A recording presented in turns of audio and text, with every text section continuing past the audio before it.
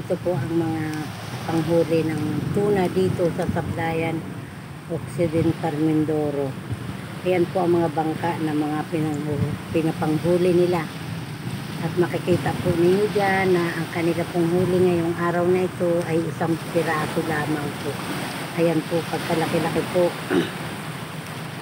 At sa palagay ko po yan ay mga 65 kilos po ang isa.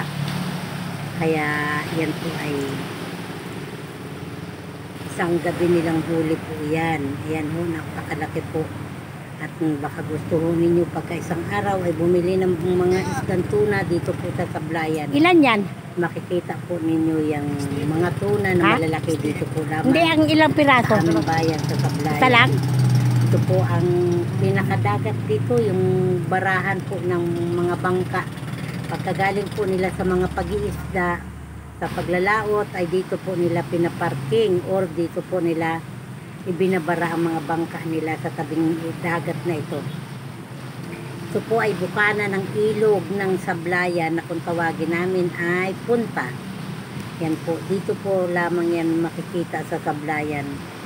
Ang mga bangka na yan ho, ang mga pangisdaan na mga pinaghuhuli ho ng tuna. Yan po, yung mga nakaparada na yan. Yung mga nakabara ng bangka na yan sa harapan po ng Casa dito, Casa Perseveranda, Perance. Yan po ang kanilang mga bangka ng mga mangingisda na kinukunan. Sila po ang mga nanguhuli dito sa Sablayan. Malaki maliit na bangka po ay ginagamit sa panghuhuli ng mga tuna, tambakol, tanigi, mga kung ano-ano pong nanggagaling na laman dagat. Na doon po yan lamang makikita sa Sablayan. Sa Mamburao po meron din po sa San Jose. Kaya po lamang mas lamang dito sa Sablayan ang mga panghuhuli ng tuna. Ini-export po nila ang mga tuna dito sa amin. May mga namimili po dito ng tuna na dinadala po sa Jinsan o di kaya sa ibang bansa dinadala nila. Ayan po ang kalawakan ng dagat dito. Ayan. At kung makikita po ninyo yung isla na yun ang tinatawag namin na Isla, Pandan Isla, Pandan Island. Ayan po naman yung isa na yun ay yung pulong maliit na yung pulo na yun ay pinagdudugtungan ng zip line mula sa parulan ng Sablayan hanggang doon po sa pulo na yan. Ayan po, marami po mga bangka dito. Yan po ang kinabubuhay ng mga tao dito. At para sa kanilang pinagbubuhay sa pamilya. Pasensya na po kayo sa pagre-record po dahil hindi pa ho ako masyadong sanay. Kaya ngayon pa lang ho inumpisahan ko ang pag-aaral ng ganito. Dahil sa hindi ko po alam kung paano gagawin, ngayon may naglilisten po sa YouTube na aking nakita kaya sinularan ko lang po. Yan. Pag malakas o katulad do ngayon, malakas ang alon, lahat po yan sinasampa nila dito sa itaas ng mga bangka. Para po sakali po lumaki ang alon ay hindi po sila maabot. Madala ng pabalik sa dagat.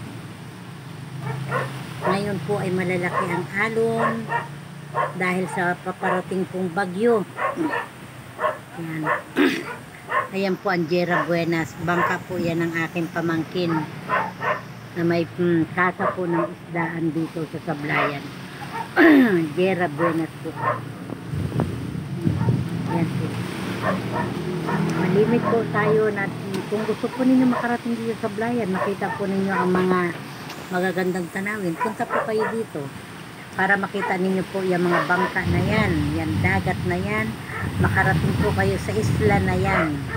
Na yan po ay yung isla Pandan Island na tawag po. Marami pong pumupunta dyan ng mga turista, mga dayo, taga rito po sa atin. Gusto rin nila na marating ang Pandan Island. Kaya sila ay pumupunta dito at gusto rin po nila makita ang napakahabang zipline po dito. Mula po sa Parula hanggang sa isla ho ng Pulong Isla. Pulong maliit, nandoon po yun. Natin matatagpuan.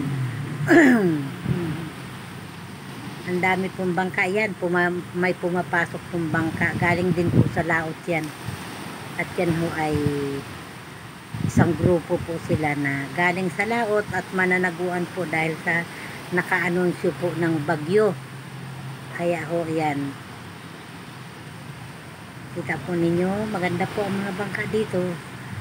6-7 na mga tauhan sa bangka ho. May bangkang maliit silang ginagamit din ho.